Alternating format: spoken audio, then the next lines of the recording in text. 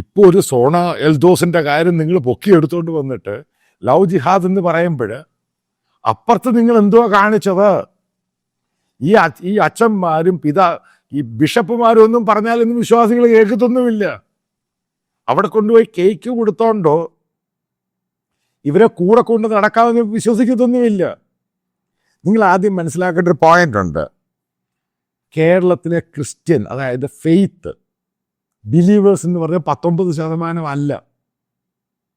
നിങ്ങൾ ആദ്യ സംഘപരിവാർ പോയി കണക്കെടുക്ക്. അതിൻ്റെ അകത്ത് ഈ ഈഴവ അതേപോലെ ബാക്ക്വേർഡ് ക്ലാസ് കമ്മ്യൂണിറ്റിക്ക് അവിടെ പോയി ആദ്യം പോയിട്ട് കണക്കെടുക്കുക ശരിക്കും പ്രോപ്പറായിട്ട്. അവരൊക്കെ അവിടെ പോയി. അവരൊക്കെ ഈ പറയുന്ന അവരൊക്കെ അവിടെ ഉണ്ട്. പല ആൾക്കാരും വിദേശത്തൊക്കെ പോയിട്ടുണ്ട്. അല്ല, അവർ നിർണായകമാണ് ക്രിസ്ത്യൻ ബിലീവേഴ്സ്.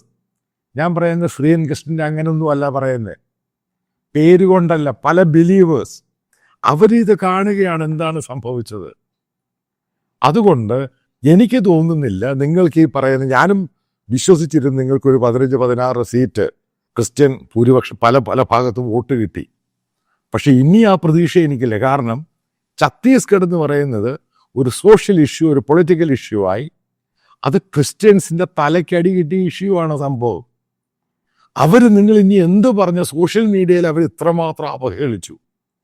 അവർ കഞ്ഞി കൊടുത്തും പാല് കൊടുത്തും പയറ് കൊടുത്തുമാണ്, പണം കൊടുത്താണ് അവരെ കൺവേർട്ട് ചെയ്യുന്നത്. അവരെ മറ്റുള്ളവർ ഇന്ത്യൻ സംസ്കാരം തകർക്കാൻ പോകുന്നവരാണ്.